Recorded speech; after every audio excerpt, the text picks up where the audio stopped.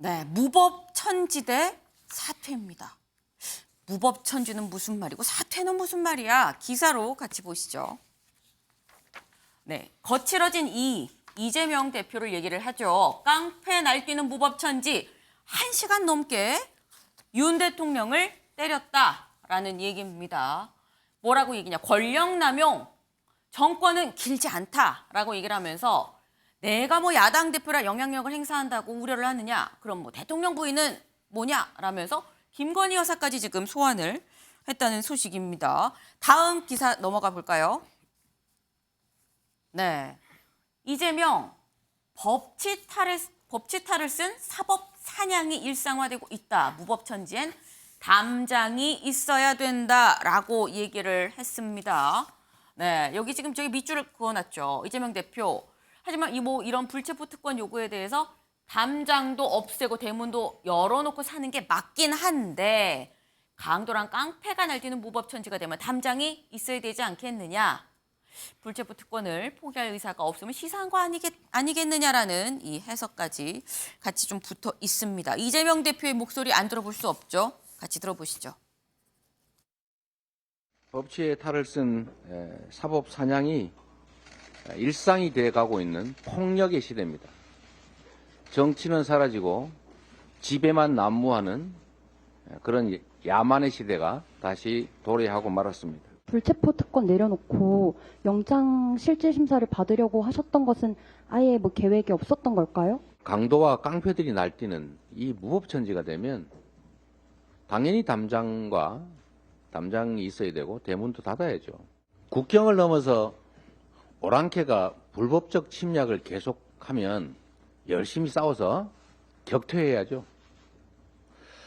오랑캐의 침입 자체를 막을 방법, 회피할 방법이 있느냐? 없죠. 네, 이재명 대표 오랑캐 얘기도 나왔습니다. 어제는 깡패를 얘기했다가 이제 오랑캐 얘기까지 나왔습니다. 장해찬 이사장님.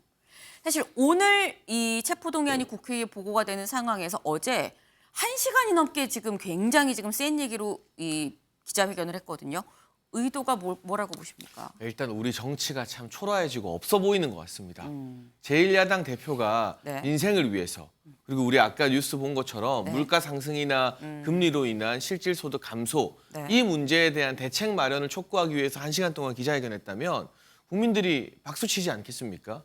그런데 결국 이 1시간이라는 귀중한 시간을 언론사 카메라 다 불러놓고 나 잡아가지 마세요. 나 못 잡아가게 막아주세요라고 하는데 지금 소모한 겁니다. 정치가 이렇게 멋이 없어서야 되겠느냐. 제가 지난주 이 시간에도 말했지만 2018년에 그때는 저희 국민의힘이 야당이었죠. 네. 그 시절에 권성동 전 원내대표가 당당하게 임시국회 열지 말라 하고 강원랜드 의혹으로 영장 청구됐을 때 서울중앙법원에 영장 심사받으러 나갔어요.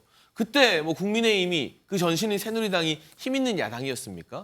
지금 민주당보다 의석도 훨씬 적고 힘 없는 야당이었어요. 네. 그래도 이 체포 동의안 이런 절차 거치지 않고 방탄국회 하지 않고 심사받아서 네. 부결, 그러니까 영장 발부 기각을 이끌어냈습니다. 그리고 줄줄이 무죄 받았고요. 네. 이재명 대표도 자신 있으면 그때 권성동 의원처럼 법원 가서 이야기하면 됩니다. 한동훈 장관도 그 이야기 기자들 앞에서 할 게 아니라 판사 앞에서 하면 된다라고 했잖아요. 네. 그러니까 자꾸 이 본인이 대선 때 말했던 불체포 특권 내려놓는 것마저도 거부하고 있으니까 스텝이 꼬이게 되는 거고요. 그리고 자꾸 윤석열 대통령에게 또 이 정부에 대해서 깡패라는 말을 하는데 제가 알기로 5만 깡패는 이재명 대표 주변에 다 있습니다. 실제로 성남에서 조직폭력 행위로 실형을 선고받고 처벌받은 사람을 네. 당직자로 특채했어요. 그거 지금 다 언론 보도 찾아보면 다 나오거든요. 네. 그리고 이재명 대표 측근 이화영 지사와 함께 합을 맞춰서 북한에 돈 보낸 김성태 쌍방울 전 회장 전주 나이트파 출신이라는 거 다 알려졌잖아요. 그리고 그 김만배 씨가 구속 만료되어서 나왔을 때 오토바이 헬멧 쓰고 데려간 사람 네. 최우양 씨 목포 깡패 출신이잖아요. 이재명 대표 연관 사건 주변에 깡패는 다 있는데 깡패 잡았던 검사 출신 대통령에게 깡패 운운하는 거 국민들이 봤을 때 참 기가 찰 노르실 겁니다. 네, 뭐 이 대표 주변에 오히려 더 깡패가 많지 않느냐라는 거, 뭐 금고지기, 뭐 최우양 씨 등등은 사실 뭐 직접적인 연관이 있는지 없는지 모르는 상황입니다. 때문에 장해찬 이사님 일단 개인 의견이 뭐 일단 전제로 말씀을 주신 걸로 하고 김관욱 교수님, 네. 아까 우리 정치가 너무 초라해지는 거 아니냐라고 말씀을 하셨어요. 이재명 대표가 굳이 사실 아침 회의 때도 있고 발언할 기회는 얼마든지 있습니다만 각 잡고 기자회견을 연 이유 뭐라고 봐야 될까요? 그러니까 지금 윤석열 정부가 권력을 좀 남용하고 있다라고 인식을 하는 것 같아요. 그러니까 지금 굉장히 어려운 상황인데 검찰 권력을 이용을 해서 정권을 공고하고 네. 정적을 탄압하는 그런 행위를 하고 있다라고 보는 겁니다. 뭐 회의 모두 발언 정도가 아니라 이건 확실하게 얘기를 해야겠다라는 생각? 그렇죠. 그러니까 정치적으로 이제 더 이상 밀리면 안 된다는 거죠. 그러니까 오랑캐라고 얘기하는 이유는 네. 오랑캐한테 밀릴 수 없잖아요. 그러니까 본인은 안 밀리겠다는 의지를 오랑캐라는 어떤 단어를 사용해서 네. 명백히 얘기를 하고 있는 것인데 제일 중요한 것은 좀 굉장히 아쉽죠. 왜냐하면 아까 우리도 얘기했지만 지금 어제도 북한이 순항미사일 4기를 발사를 했어요. 네. 굉장히 사실 위험한 안보적으로 상황입니다. 경제적으로 우리가 좀 전에 얘기했죠. 네. 우크라이나 전쟁 계속되고 있죠. 그렇다 그러면 외후 내환의 지금 상황인데 네. 왜 굳이 이렇게 야당 1당입니다. 입법부를 대표한 1당의 대표를 네. 지금 사법부가 뭐 유죄다 무죄다라고 얘기를 하지 않은 상황에서 굳이 구속을 시켜야 되는지. 그러니까 우리가 원래 수사는 불구속 수사의 원칙이 있어요. 네. 그러면 불구속 수사를 하면서 재판의 과정 속에서 나타나면 그건 당연히 유지할 수 없죠. 그 직을. 네. 뭐 그럴 때까지는 뭔가 정치권이 결속을 해가지고 이 문제들을 해결하는 힘을 보여줘야지 국민이라든가 이런 좀 안심을 하고 이런 위기 상황에서 좀 대처를 할 수 있을 텐데 네. 이렇게 정치권에서 계속 싸운다. 이거는 저는 뭐 장해찬 이 평론가랑 얘기를 같이 해요. 그러니까 이건 네. 왜 이렇게까지 해야 되는지 저는 잘 이해가 안 되는 부분이거든요. 그래서 조금 정치권이 이렇게 톤 다운을 시키고 네. 이 모든 부분은 재판부에서 판단을 하게끔 만들어주고 그때까지만 해도 우리가 무죄 추정의 원칙이라는 게 있잖아요. 네. 그거를 지켜보면 되는 거고 또 한 가지 이제 뭐 그러면 소추 이 체포 네. 뭐 이런 얘기들을 하잖아요. 네네. 왜 이거를 내려놓지 않느냐? 이거는 헌법에 보장된 권한이에요.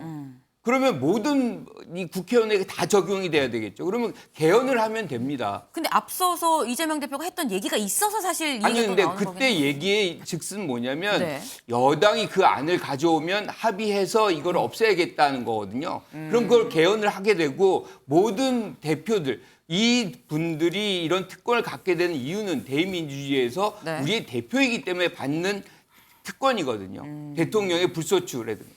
이 외교관 뭐가 있어요? 면책 특권이 있습니다. 왜 면책 특권을 줘요? 외교를 사실상 이제 활발하게 할 수 있는 그 기회를 주는 거거든요. 네. 그래서 만약에 그런 것들을 내려놓게 한다 그러면 전반적으로 우리가 다시 고민을 하게 하는 그런 계기가 필요하다 이렇게 생각합니다.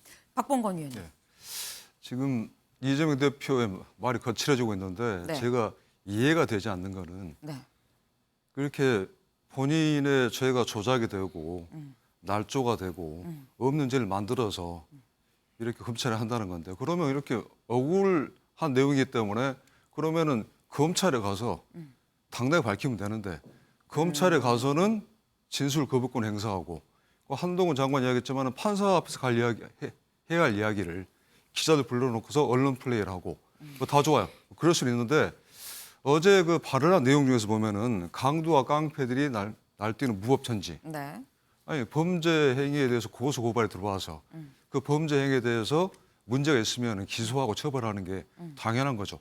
그렇게 하지 않는 게 깡패나 범죄 집단이 좋아하겠죠. 그리고 또 하나 오랑캐 자신에 대한 수사를 오랑캐로 네. 대비를 했는데 열심히 싸워서 격퇴해야 된다라고 했지 않습니까?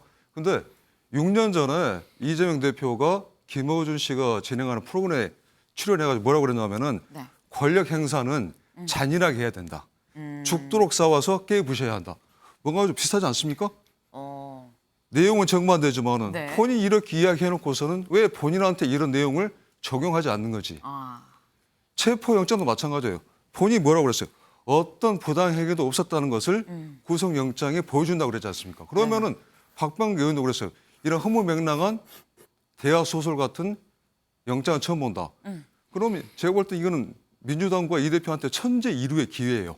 왜냐하면은 이렇게 허술하고 엉망인 네. 구속영장이면은 체포 동의안을 가결시켜서 영장 전납판사 앞에 가서 실질 심사를 받으면서 이런 부당함을 이야기해서 네. 만약 이게 영장이 기각이 되면은 정치 승리잖아요. 그러면 이재명 대표나 민주당에 이런 좋은 기회를 왜 걷어찹니까? 저는 이해가 안 됩니다. 네. 아니 그렇게 억울하면 나가서 조사를 받지 왜 기자회견을 여느냐 뭐 이런 취지로 지금 말씀을 주셨습니다. 아까 말씀 중에 잠깐 나오긴 했는데 이재명 대표 어제 이 기자회견 얘기에 대해서 같이 기사로 좀 보면서 얘기를 좀 해볼까요? 네, 이재명 대표가 오랑캐 침략하며 격퇴를 해야지라고 하니까 한동훈 장관이 나섰습니다. 판사 앞에서 얘기하십시오라고 얘기를 했다는 겁니다. 네, 지금 뭐 체포한 표결을 앞두고 월요일 날 표결이죠. 오늘 국회 본회의에 이제 보고를 하게 되는데 부당성을 갖고 지금 여론전이 벌어지는 것 같다라는 겁니다. 네, 한동훈 장관 뭐라고 얘기했는지 직접 들어봐야겠죠? 들어보시죠. 본인 혐의를 부인하는 취지의 기자회견을 1시간 넘게 하신 것 같은데요. 바로 그 얘기를 판사 앞에 가서 하시면 됩니다. 만약 이 대표님 말씀처럼 다 조작이고 증거 하나도 없다면 대한민국 판사 누구라도 100% 영장을 발부하지 않을 겁니다. 네, 한동훈 법무부 장관 이번에도 또 이렇게 한마디 딱 받아쳤습니다. 제가 아까 말씀을 드렸죠. 오늘 오후 2시 본회의에서 이제 이재명 대표의 체포동의안이 보고가 됩니다. 이 보고가 되면 72시간 내에 표결을 해야 되고 그래서 다음 주 월요일 27일에 이제 표결에 들어가게 될 텐데 표결을 하기 전에 이 체포동의안 통과시켜 주십시오라고 말하는 사람이 방금 보신 한동훈 법무부 장관입니다. 그런데 이 한동훈 법무부 장관 앞선 체포동의안이 한 번 더 있었습니다. 바로 노웅래 의원 때 체포동의안 이 설명을 두고 또 파장이 일었었죠. 그때 모습 같이 보고 오시죠. 구체적인 청탁을 주고받은 뒤 돈을 받으면서 저번에 주셨는데 뭘 또 주냐.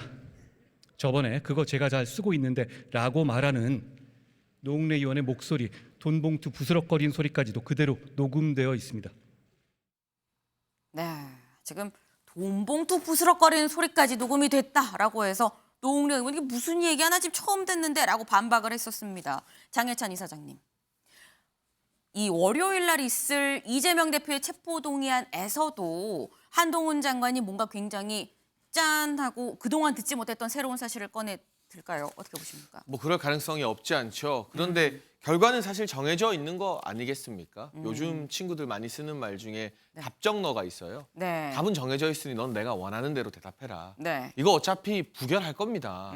그리고 민주당에 저는 이제 소신파란 단어도 안 쓰는데요. 네. 조홍천 의원이나 이상민 의원 방송에서는 합리적인 이야기하지만 막상 뚜껑 열고 표결하면 전부 다 이 친명계 당론대로 다 표결하시잖아요. 네. 소신파가 어디 있습니까? 이탈표, 뭐 10표, 20표. 네. 저는 정의당이 이번에 뭐 체포동의안 가결 입장으로 선회해서 그 표가 좀 덜 나오긴 해도 민주당 의석에서는 이탈표 안 나올 거라고 봅니다. 서른 의원도 이제 이재명 대표와 단독 오찬을 비공개로 가지고 네. 무슨 이야기 오갔는지 모르겠지만 어쨌거나 일단 이거 부결시키겠다라고 이야기하고 있잖아요. 그러니까 이탈표 안 나와요. 그러니까 한동훈 장관이 뭐라고 하든 네. 설령 한동훈 장관이 안 나오고 네. 법무부 차관이나 다른 사람이 대신 나와서 이야기해도 이건 부결될 겁니다. 근데 민주당은 노웅래 의원 부결도 그렇고 지금도 그렇고 네. 한 장관 때문에 부결시켰다라고 자꾸 이제 남 탓을 하고 싶은 거죠. 사실 노웅래 의원 부결도 말이 안 되는 게요. 네. 집에서 수억 원대 돈다발이 나왔고 노웅래 의원의 해명과 다르게 그 돈다발 묶어놓은 띠지가 최근에 발행된 거라잖아요. 네. 그 예전에 뭐 장례식 때 그 시기랑 안 맞는 거잖아요.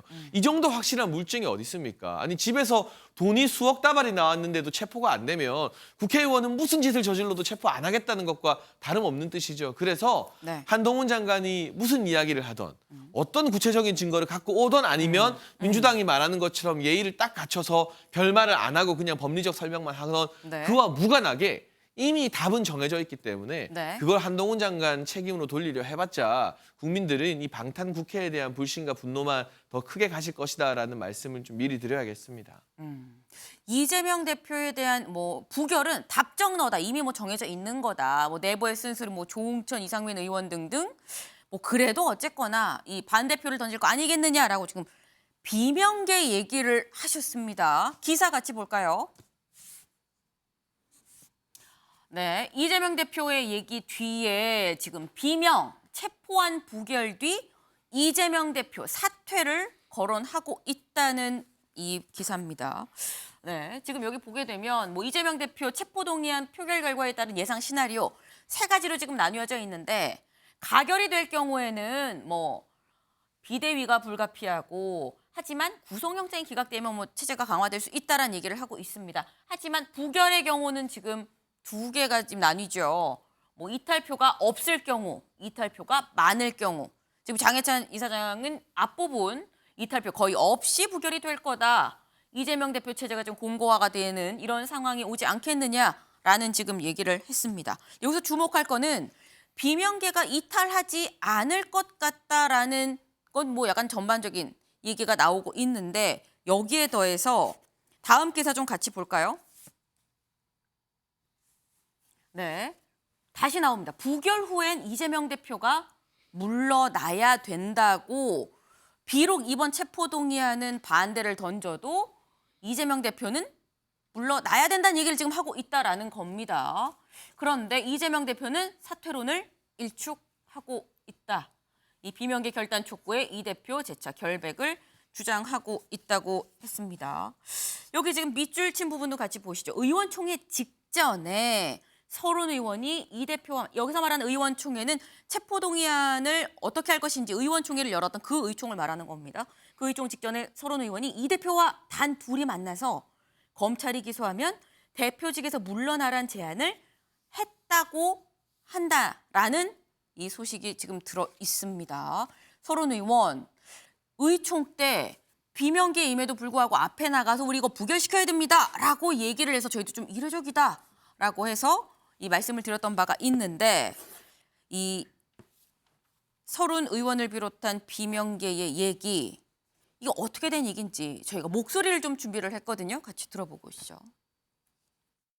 당당하게 오면은 그 다음에 거치고 이런 거 가지고 그 누가 얘기를 할 거면 아마 당 지지율도 그러면 꽤 올라갈 거예요. 반명의 기수인 서른마저도 이번엔 부결해야 된다. 이제 요걸 발표를 한 거죠.